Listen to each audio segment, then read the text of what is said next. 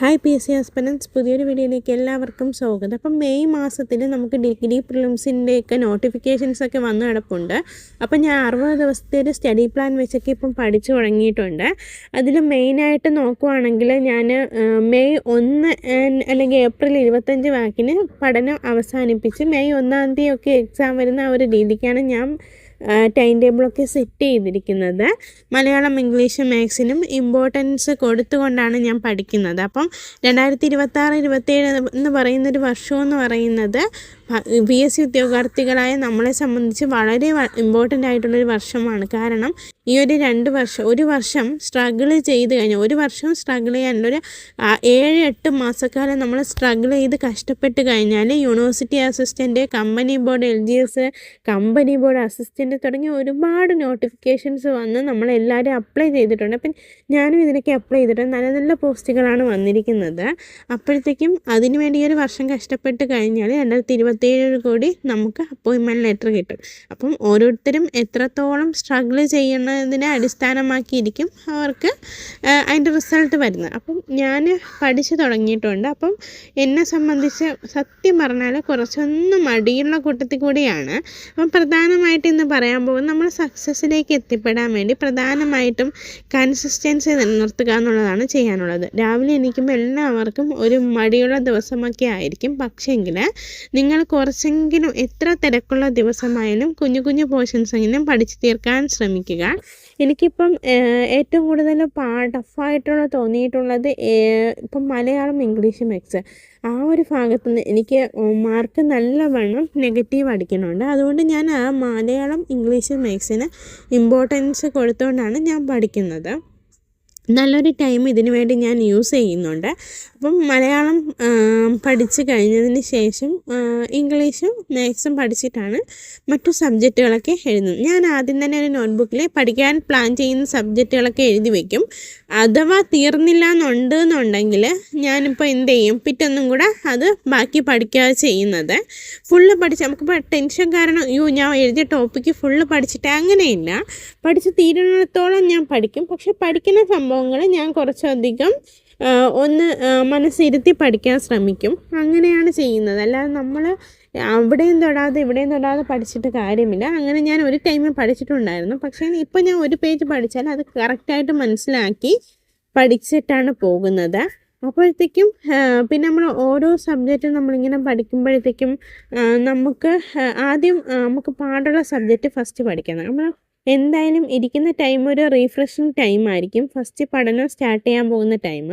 അതിന് ശേഷം നമ്മൾ പഠിക്കാനിരിക്കുമ്പോഴത്തേക്കും പിന്നെ നമ്മൾ കുറച്ചൊക്കെ മൂഡ് ഓഫ് ആയി വരുന്ന സമയത്ത് ജസ്റ്റ് ഒന്ന് ബ്രേക്ക് എടുത്തിട്ടാണ് ഞാൻ ഇരിക്കുന്നത്. അതുകൊണ്ട് ഞാൻ ഫസ്റ്റ് ഇംഗ്ലീഷ്, മാത്സ്, മലയാളം പഠിക്കാൻ ശ്രമിക്കും. പിന്നെ ഇപ്പോൾ എനിക്ക് എക്കണോമിക്സ് ആയാലും കോൺസ്റ്റിറ്റ്യൂഷനൊക്കെ ആയാലും ഞാൻ ഓൾറെഡി എനിക്ക് ഒരുവിധം അറിയാവുന്ന പോർഷൻസും എനിക്ക് പഠിക്കാൻ ഇൻട്രസ്റ്റുള്ള സബ്ജക്റ്റും കൂടി ഞാൻ അതിന് ശേഷം പഠിക്കും.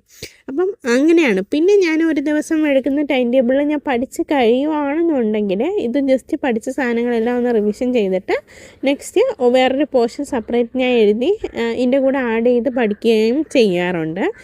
കൂടുതലും സത്യം പറഞ്ഞാൽ വീട്ടിലെ കാര്യമൊക്കെ നോക്കിയിട്ട് ഇപ്പോൾ എനിക്ക് ഇത് ഫുള്ള് തീർക്കാൻ പറ്റത്തില്ല. അതാണ് മെയിനായിട്ടും ഇത് 1-2 പോർഷൻസൊക്കെ അധികം വരും. അത് ഞാൻ പിറ്റേന്നാണ് പഠിക്കുന്നത്. നമ്മൾ വറി ചെയ്തിട്ട് കാര്യമില്ല, പഠിക്കുക എന്നുള്ളതാണ് മെയിനായിട്ടും ചെയ്യേണ്ട കാര്യം. ഒരുപാട് കഷ്ടപ്പെടുന്നവർക്ക് ഉറപ്പായിട്ടും നമുക്ക് PSC വഴി ജോലി ലഭിക്കുന്നുണ്ട്. ഒരുപാട് നോട്ടിഫിക്കേഷൻസൊക്കെ പോകുന്ന പോസ്റ്റാണ് യൂണിവേഴ്സിറ്റി അസിസ്റ്റൻ്റ്, അതുപോലെ കമ്പനി ബോർഡ് LGS എന്നുള്ളത്. തുടക്കക്കാരൊക്കെ നന്നായിട്ട് ശ്രദ്ധിക്കുക. അതുപോലെ PYQ, പ്രീവിയസ് ഇയർ ക്വസ്റ്റ്യനും അതിന് റിലേറ്റഡ് ഫാക്റ്റും എടുത്ത് പഠിക്കുന്നത് വളരെ ഇമ്പോർട്ടൻ്റ് ആയിട്ടായിരിക്കും. അപ്പം ഞാനിങ്ങനെ മലയാളമൊക്കെ ഉണ്ടല്ലോ, ഇങ്ങനെ എഴുതിയാണ് പഠിക്കുന്നത്. കാരണം എനിക്ക് പദശുദ്ധിയൊക്കെ എനിക്ക് ഒരുപാട് മിസ്റ്റേക്ക് വരുന്നൊരു കാര്യമാണ്. എഴുതി പഠിച്ചാൽ പോലും പദശുദ്ധിയൊക്കെ എഴുതി പഠിച്ചാൽ പോലും എനിക്ക് തെറ്റ് പറ്റും. ഇതിനകത്ത് നിന്ന് നിങ്ങൾക്ക് കണ്ടാൽ മനസ്സിലാവും. അതുപോലെ തന്നെ ഓരോ വാക്കിൻ്റെയും അർത്ഥങ്ങൾ, ഇപ്പം അങ്ങനെയൊക്കെ ഉള്ള കാര്യങ്ങൾ നമ്മൾ വീണ്ടും എഴുതുക. എൻ്റെ നോട്ടീസ് ബുക്ക് തീർന്നു, അതുകൊണ്ടാണ് റഫ് ബുക്കിൽ കുറച്ച് പേപ്പർ ഉണ്ടായിരുന്നു. അപ്പോൾ ഞാൻ ഇന്ന് അത് വെച്ചൊക്കെയാണ് അഡ്ജസ്റ്റ് ചെയ്ത് പഠിച്ചത്. പിന്നെ മലയാളത്തിൻ്റെ ശൈലികൾ അതൊക്കെ വളരെ ഇമ്പോർട്ടൻ്റ് ആണ്. 10 മാർക്ക് നമുക്ക് ഓരോ മാർക്കും PSCയെ സംബന്ധിച്ച് വളരെ ഇമ്പോർട്ടൻ്റായ ഒന്നാണെന്ന് എല്ലാവർക്കും അറിയാം. അപ്പോൾ ഓരോ മാർക്കും പഠിക്കുക എന്നുള്ളതാണ്. രണ്ടാമതായിട്ട് ഞാൻ അതിനൊക്കെ ശേഷം പിന്നെ പഠിച്ചത് പോർച്ചുഗീസുകാരുടെ ആഗമനമാണിന്ന് പഠിച്ചത്. പോർച്ചുഗീസുകാരുടെ ആഗമനം ഡച്ചുകാരെയും കുറിച്ച് ജസ്റ്റ് ഒന്ന് ഇൻട്രൊഡക്ഷനൊക്കെ പഠിച്ച് അതൊന്ന് സെറ്റായി. കാരണം എൻ്റെ നോട്ടൊക്കെ ഞാൻ ഓൾറെഡി സെറ്റ് ചെയ്ത് വെച്ചിട്ടുണ്ടായിരുന്നു. അപ്പോൾ നോട്ടൊക്കെ ഇല്ലാത്തവർ തലേ ദിവസം തന്നെ നോട്ടൊക്കെ പ്രിപ്പയർ ചെയ്ത് വെച്ചിട്ട് പഠിക്കാനിരിക്കുക. അല്ലെങ്കിൽ നോട്ട് എഴുതി വരുമ്പോൾ തന്നെ ഒരു സമയമാവും കേട്ടോ. അപ്പം രാത്രി ഇരുന്ന് നോട്ടൊക്കെ എഴുതി. അതിനുശേഷം ഞാൻ പഠിച്ചത് ഇംഗ്ലണ്ടിലെ മഹത്തായ വിപ്ലവം എന്ന് പറയുന്ന ടോപ്പിക്കാണ്. ആ ടോപ്പിക്ക് വളരെ വളരെ ഇമ്പോർട്ടൻ്റ് ആയിട്ടുള്ള ഒരുപാട് ക്വസ്റ്റ്യൻസ് ഡിഗ്രി പ്രിലിംസിനൊക്കെ വരുന്ന ഒരു പോർഷനാണ്. അപ്പം അത് ഞാൻ നോട്ട് എഴുതി വെച്ചിട്ടുള്ളതുകൊണ്ടായിരിക്കും ഞാനിത് കണ്ടിന്യൂസ് ആയിട്ട് പഠിക്കുന്നതല്ല കേട്ടോ. ഞാൻ എഡിറ്റ് ചെയ്തിട്ടേക്കുന്നതാണ്. ഞാൻ അതിൻ്റെ ഇടയ്ക്ക് ബ്രേക്ക് എടുക്കുന്നുണ്ട്, കുട്ടിയുടെ കാര്യം നോക്കുന്നുണ്ട്, പിന്നെ വീട്ടിലെ കുഞ്ഞു കുഞ്ഞു കാര്യങ്ങളൊക്കെ ശ്രദ്ധിക്കുന്നുണ്ട്. അപ്പോൾ ബ്രേക്ക് അത്യാവശ്യമാണ്. ഞാൻ പഠിച്ചിങ്ങനെ മുഷിഞ്ഞ് വരണ സമയത്ത് ഞാൻ ബ്രേക്ക് എടുക്കും. കുട്ടിയെ ഉറക്കാനായാലും കുട്ടിക്ക് ഫുഡ് കൊടുക്കും. ആ ഒരു ടൈം ബ്രേക്ക് ടൈമായിട്ടാണ് ഞാൻ യൂസ് ചെയ്യുന്നത്. അപ്പോഴേ തന്നെ അവരോട് കുറച്ചൊന്ന് ജസ്റ്റൊക്കെ നിന്ന് വരുമ്പോൾ തന്നെ നമ്മൾ റീഫ്രഷ് ആവും. സോ പിന്നെ അവരുടെ കാര്യം കഴിഞ്ഞിട്ടാണ് ഇത് പഠിക്കുന്നത്. അപ്പം ഇംഗ്ലണ്ടിലെ മഹത്തായ വിപ്ലവം എല്ലാവരും പഠിച്ചിരിക്കേണ്ട ഒരു ടോപ്പിക്കാണ്.